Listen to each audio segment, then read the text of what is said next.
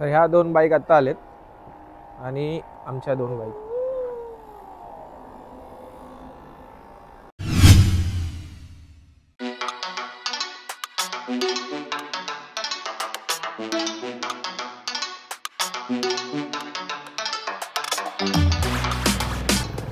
नमस्कार मित्रांनो, तर आज मी निघालो आहे कळसुबाई ट्रेक करायला बाईकवर. तर मी आणि 3 म्हणजे आम्ही 7-8 मित्र आहेत. आम्ही निघालो आता कळसुबाई ट्रेक करायला. आता 11 वाजलेत, 11 सव्वा 11 आणि पोहोचूसपर्यंत आम्हाला 5-6 वाजतील. तोपर्यंत आम्ही ट्रेक वगैरे करू. तर आजचा हा ब्लॉग ट्रेकचा असणार आहे. त्यानंतर मी ट्रेक चढण्याचा आणि खाली उतरण्याचा असे 2-3 ब्लॉग करणार आहे. तर स्टे ट्यून. तर काही मित्र आम्हाला ठाण्याला भेटणार आहेत आणि असंच आम्ही म्हणजे आमच्याबरोबर एक पण आहे, मी तुम्हाला दाखवेन व्हिडिओमध्ये. त्या हिशोबाने आता निघालो आहे. गाडीत टाकी वगैरे फुल केली आहे, पेट्रोल वगैरे सगळं निवांत सगळं चेक वगैरे केलं. निघताना तुम्हाला बघू शकता तुम्ही गर्दी केवढी आहे. बहुतेक मला असं वाटतं की पुढे ॲक्सिडेंट झालं आहे, त्यामुळे एवढी गर्दी आहे कंटिन्यू. म्हणजे तुम्ही मोठी गाडी घ्या, छोटी गाडी घ्या, सगळे ह्याच रस्त्यावर. अरे गाडी नंबर पण 9292 आहे, मी आत्ता बघितलं ते. गाडी नंबर पण 9292, या गाडीचा नंबर आणि ह्या गाडीचा नंबर पण 9292. आता आम्ही मुलुंडला पोचलो आहे. म्हणजे हाफ ॲन आवर झाला भरपूर आहे या ठिकाणी आणि त्यामुळे आता आम्ही जस्ट मुलुंडला पोचलो आहे. अजूनसुद्धा गर्दी आम्ही वरून ब्रिजवरून टाकलेला नाही आहे कारण जास्त गर्दी असल्यामुळे. पण ठीक आहे, बघूया आता पुढे काय आहे ट्रॅफिकचं. आणि तुम्ही बघू शकता रोड असला पाहिजे ह्यावेळी, पण तरी सध्या गर्दी आहे. आता कुठे जाऊन आम्हाला रस्ता थोडा फ्री भेटला आहे, तर आम्ही निघालो आहे. खड्डे तुम्ही बघू शकता. इकडे रस्ता आहे, हा क्रीक आहे, बहुतेक ठाणा क्रीक आहे. आणि या ठाणे क्रीकवर तुम्ही बघू शकता खड्डे पण भरपूर आहे. आणि खड्डे असल्यामुळे मोठे गाड्या जे आहेत ते थांबतात त्या ठिकाणी, कारण ते जाऊ शकत नाहीत प्रॉपरली.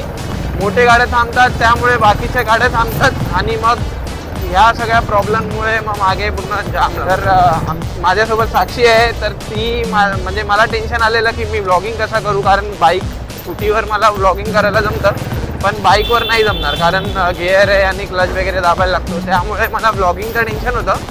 तर मी माईक इकडे लावलं आहे आणि ती व्हिडिओ काढते, तर त्या हिशोबाने माझं बोलणं पण रेकॉर्ड होतं आहे आणि व्लॉगिंग पण होतं आहे. तर ही सगळ्यात बेस्ट गोष्ट झाली आहे ट्रिपवर.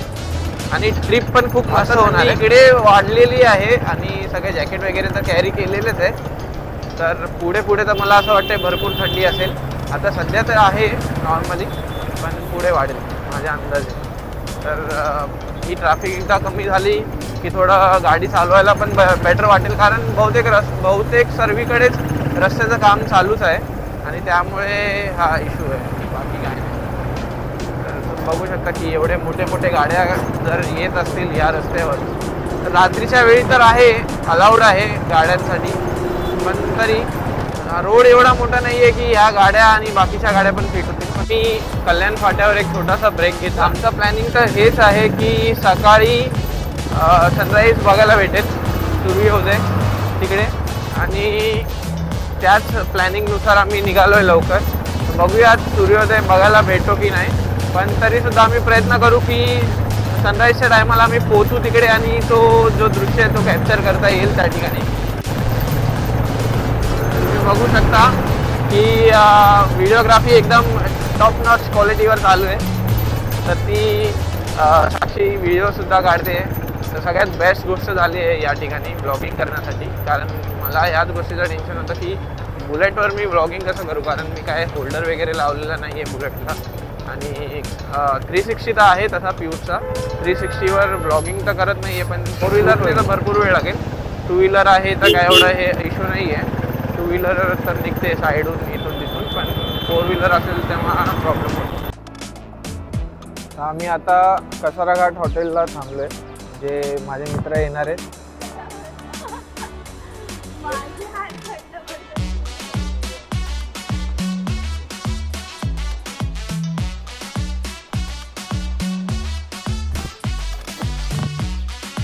तो कंटिन्यू आम्ही 60-65 किलोमीटर आता चालवून आलो. त्यानंतर सुद्धा गाडीचं जे इंजिन आहे त्याचं टेम्परेचर काय जास्त हाय झालेलं नाही. मस्त आहे इकडे या ठिकाणी.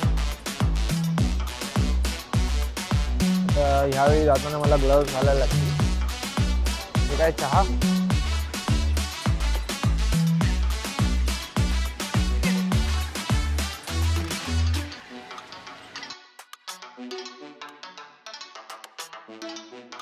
ॲक्च्युअली इकडे खूप जास्त थंडी होती, मग साक्षीने चहा मागवली आणि मस्त चहा वगैरे घेऊन आता आम्ही ठीक आहे. वेदर खूप मस्त आहे.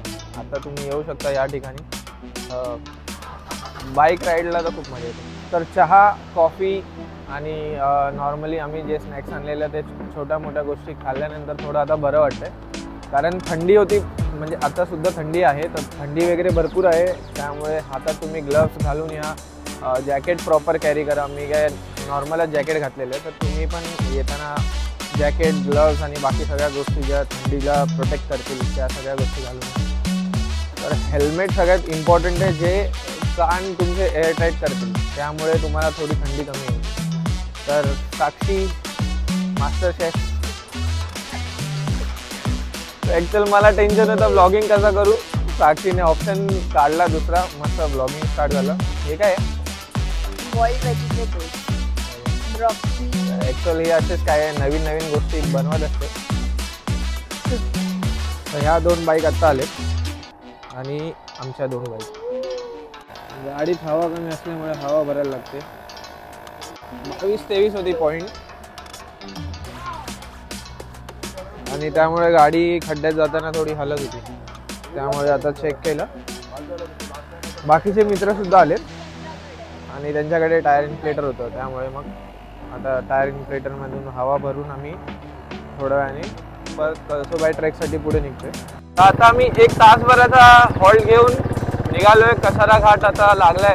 तर 42 किलोमीटर इकडून दाखवत आहेत. तर तासभर तरी लागेल मला असं वाटतंय पोहोचायला. फायनली आम्ही आता इकडे पोहोचलेलो आहे. बघू शकता भरपूर गाड्या आलेल्या आहेत, खूप गाड्या आहेत. ट्रेकिंगला सकाळी पब्लिक लवकर येतात आणि आम्ही सुद्धा वेळेत पोहोचलेलो आहे. तर आता आम्ही पार्किंग बघून पायी आम्ही ट्रेकिंग करायला चालू. 4:30 झालेत आणि आम्ही ऑलमोस्ट पायथ्याशी पोहोचलेलो आहे. पार्किंगच करतोय. आत्ताशी ट्रेक चालू झाला आणि पहिल्या 5 मिनिटातच विकेट.